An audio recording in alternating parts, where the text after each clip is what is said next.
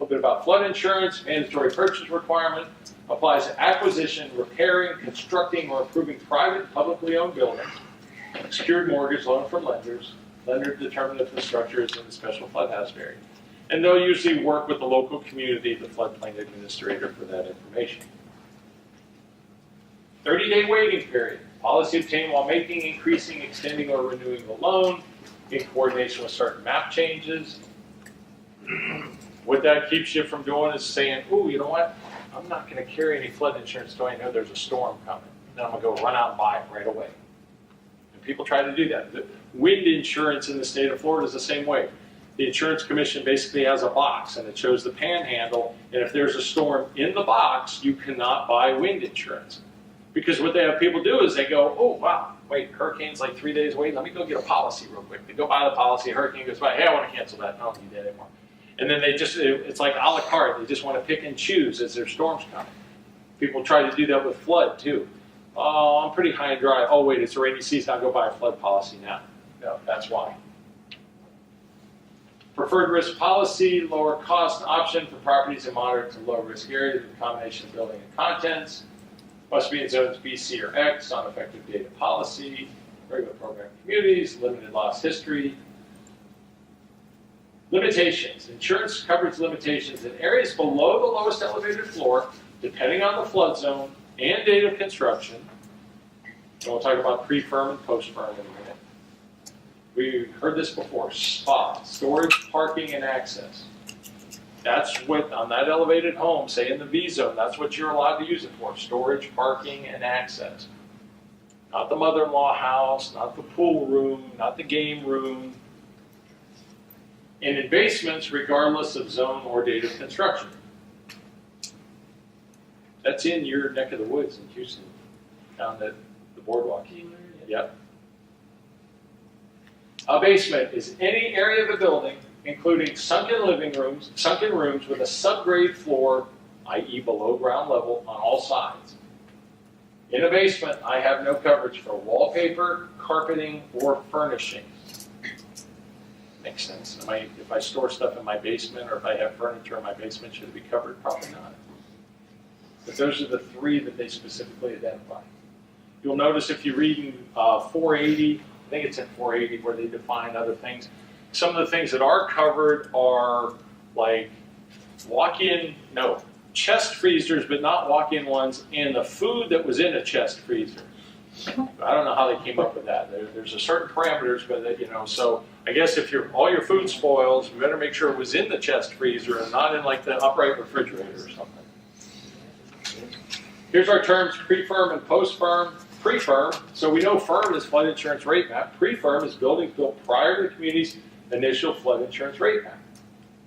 Post-firm are buildings after that. They have reduced risk of flooding and damage if they are compliant with the state and local floodplain regulations. Is that date the same for every community? No, because it depends on when that community first start using flood insurance rate map. Post-firm buildings in zones VE and V1 through 30 with no obstructions below the elevated floor have higher risk rates than zone AE due to the greater risk from wave impacts. Well, that's pretty straightforward. And what's our wave impact? 3 feet. Zone V buildings with enclosures below BFE that are 300 square foot or greater will have higher insurance rates. So this is one of those in your V zone building where you have that enclosure. Oh, go ahead. I was going to say no more than 300 square foot. Right. And that's where some people get confused because they hear that number and they say, oh, FEMA allows you to build 300 square feet. No, you're not supposed to have any obstruction. And if it's more than 300, that's where you're really going to get dinged on your insurance rates. Even if they have breakaway walls.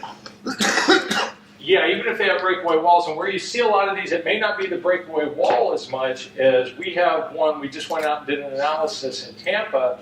It's a condo complex. Well, when people live in a condo complex that's 12, 15 stories high, what do they want to do to get to the top? They want to ride an elevator.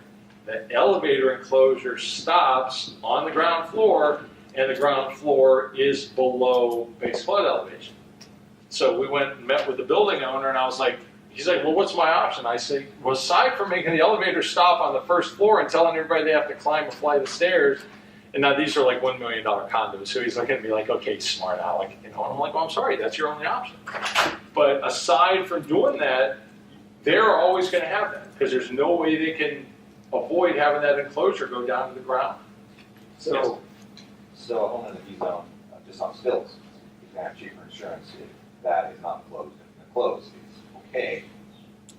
Well, it's gonna, first of all, it's gonna have high insurance because it's in the V zone.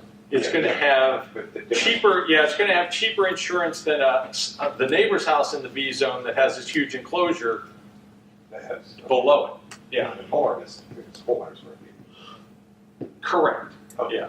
The general idea is if you have any enclosures down there, if it's not breakaway walls and everything, then that's a violation. If it is enclosed, breakaway walls, Then 2414 limits breakaway walls to 300 square feet. Yes. well, right. If you have more than that, it's a violation and you're getting dinged on your insurance. You're getting dinged on your insurance no matter what, because you have a enclosure. If it's more than that, you've got a violation and you're still getting dinged on your We'll insurance. see homes with like 10,000 square feet down below that have breakaway walls, Wow. the whole lower level. They don't worry about the FEMA insurance. Right. They're They just somewhere don't else. care. They're like a private client group of some insurance company, so they're getting, they might have $50,000, $100,000 worth of type insurance premium they pay a year. But when you can afford to live on the beach in a $12 million home, I guess it doesn't bother. So it can be done, it's just a matter of you're not gonna qualify for FEMA. Right. That's crazy. So what's an insurable building? Walled and roofed, principally above ground, with at least 51% of actual cash value above ground. Okay, pretty straightforward. Manufactured home is anchored to a permanent foundation and attached to required utilities. STR submit to rate detailed underwriting analysis required for certain buildings with peculiarities and exposure to flooding. Lowest floor more than 1 foot below BFE, below grade crawl space, or an enclosure below BFE. Yeah, one of the things we see a lot in Florida is that fine line between violation and insurance excess. And as Bruce said, there's a lot of them that are kind of both. And you tell people, well, you can't have that. Well, they don't care. After a while, if they don't care, that's what can lead to what section was it?